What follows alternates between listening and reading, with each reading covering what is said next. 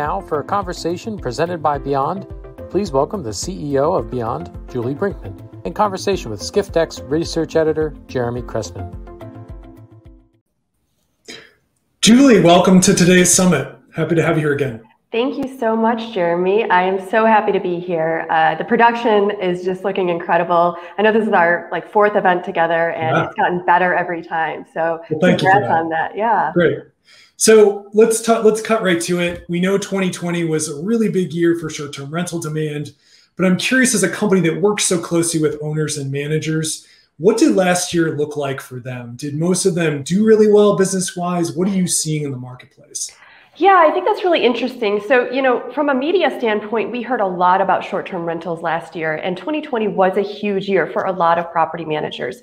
But those that were in the continental US and somewhat in the UK, but there are a lot of markets where short-term rental managers didn't fare as well. So for those, in Hawaii, for example, in continental Europe, or in fly-to markets, last year was still pretty challenging, and only now are we really starting to see those bookings come back. And the property managers that did well in the US or somewhat in the UK, from a top line, it was fantastic. But they were also pretty challenged from a bottom line perspective. Last year we saw a lot of emerging trends with reduction in booking lead time, the lack of access to labor. So, operationally, it was, while productive from a top line perspective, was also still challenging. So you mentioned this bottom line perspective still being a bit of an issue. For those short-term rental owners that really performed best last year, were there any commonalities in their approach or their business strategy? I guess what I'm asking is, what made some short-term rental managers more effective than others? Yeah, that's a great question. Last year was so unique in so many different ways, across every human experience. But from the short-term rental perspective, what we saw was those property managers that were able to quickly respond to the speed of change within the market fared the best. So if you remember back in late April, it's sort of seared into my memory, maybe more than others, but late April, everything was looking very dim and very grim. But, numbers started to come down and restrictions started to get eased in the continental US. Well, almost immediately, PM started feeling a surge of bookings for that Memorial Day travel period. And that really didn't stop all the way till November. So the property managers that weren't ready, that had their pricing low or had, no flexible cancellation policies, their calendars booked up incredibly fast, or they missed those bookings that those guests were looking for. When the ground is shifting under you, the way that you stay abreast of any changes is by having automated tooling. And so those property managers that had the tooling in place to respond to that quickly changing demand, those were the ones that really did well. And the other factor I'll mention is, there were a lot of changing guest needs very, very quickly. So we wanted, more flexible cancellation policies. We wanted the ability to work from wherever we were. We wanted to be able to have cleaning procedures. So those property managers that were also able to showcase that their location was able to be worked from, or they had intense cleaning procedures, or they had a flexible cancellation policies, they were able to really capitalize on that intense booking surge. So the policies made a difference. Having some more automated tools to quickly respond to changes was important, is what I'm hearing. Julie, tell me a little bit more about data and insights. We know travel is increasingly a very data-driven business. Why is it so important to utilize data as part of your decision-making as if you're a short-term rental manager? Sure. I think generally data is incredibly important in any sort of decision-making construct. But, if you're not using data, you're likely just relying on your experience or on a gut feeling, both of which are important indicators. But when you have a trove of observable data like we do in short-term rentals, you'd be remiss to not stare at that data. You might know your market, you might know your listings, but most of us, unless we're 98 years old, don't know how a pandemic affects our business. So through the observation of data and having access to those insights, you can pick up on trends faster. The speed of change continues into this year. We have events being announced weeks before they're taking place. I'm in Chicago. They just announced Lollapalooza will be happening in July. If you aren't staring at what that data what those events are doing to bookings within your business, you're going to miss out. And there's the other factor is you can also see people making not the right decision. So you can see inventory getting booked up faster at lower prices and learn from those folks that aren't staring at the data obsessively and make the right decisions for your business. So you mentioned Lollapalooza coming this summer to Chicago. I'm sure there's other cities, places around the world that are planning bigger events or moments in the travel summer. Pricing, I would think, is a big part of that, figuring out how to price correctly. What are some examples of effective pricing actions that a manager can take? I see Lollapalooza is coming. How do you make sure that you maintain the health and sort of performance of your portfolio during these ups and downs in the cycle? Sure. I mean, this is our bread and butter at Beyond. It's where we started. It was our old name, was pricing. The first thing that we would tell you to do is use a dynamic pricing tool.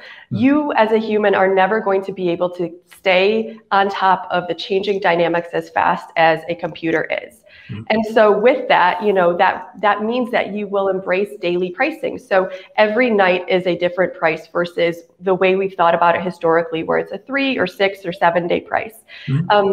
The other sort of paradigm I would challenge and point to as an effective pricing strategy is to rethink your minimum stay paradigms. A lot of times vacation rental managers have required minimum stays, but that doesn't match with travelers' expectations and desires. They might not be able to get away for 7 days changeovers on Saturdays.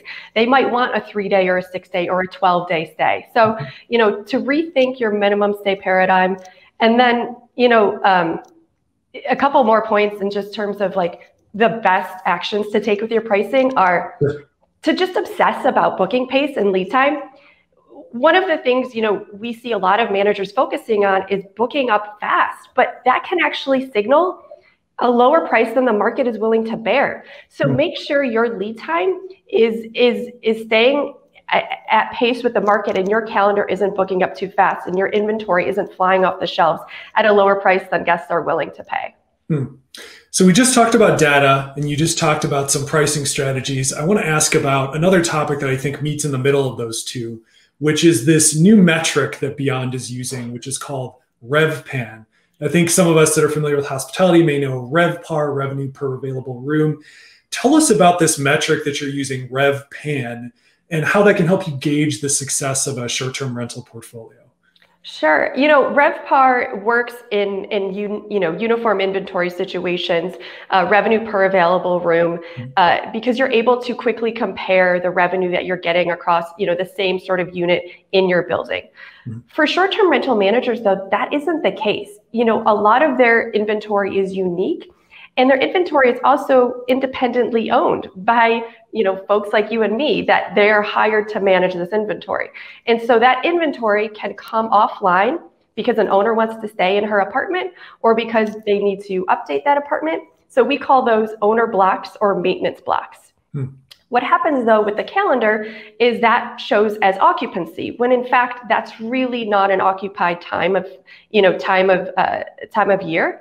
And so what we want to do in showing revenue per available night is really reflect the revenue that you as a property manager are able to get for when that inventory is truly online. It's such a nuanced approach to pricing, right? And it takes into account some of the intricacies of how short-term rentals actually operate. That's great.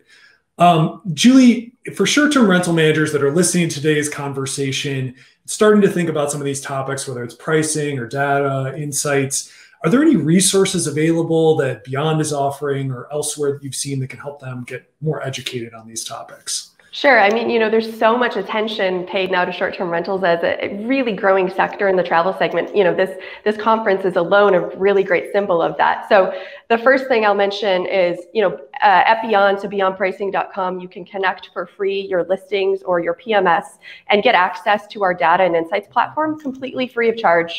That will show you how your portfolio has been performing.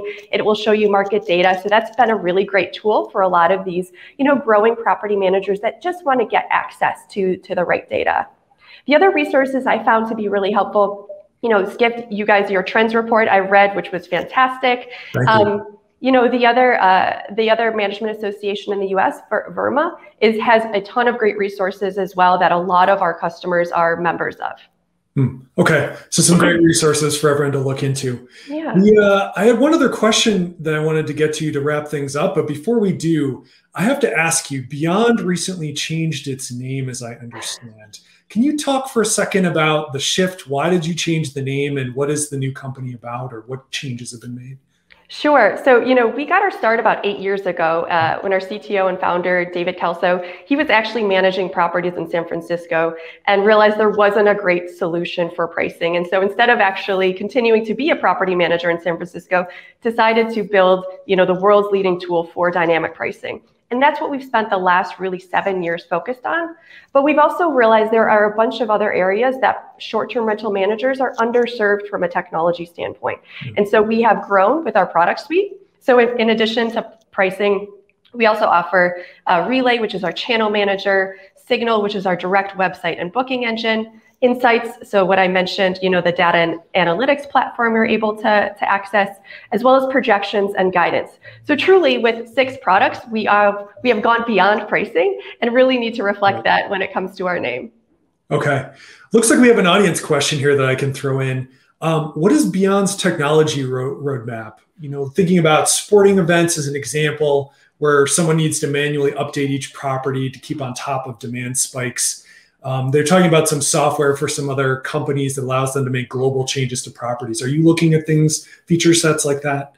Sure. I mean, our roadmap is constantly evolving. We deploy, new changes to our technology almost every day.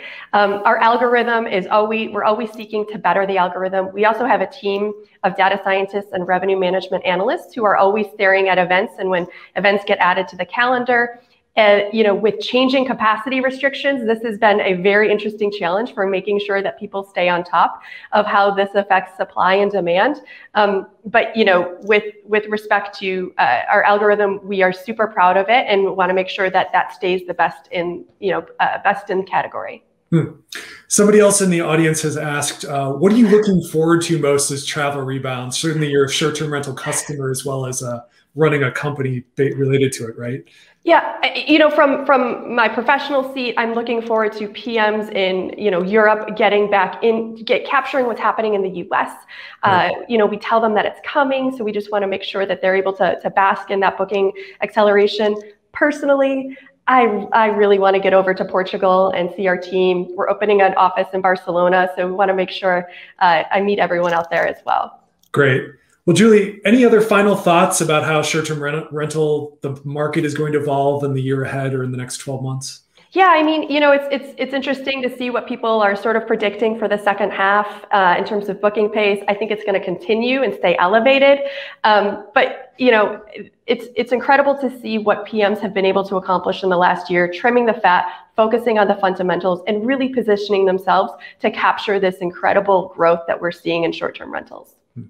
Julie, this has really been a pleasure. I always enjoy speaking with you. Hope to see you at another summit again very soon. Thanks, Jeremy.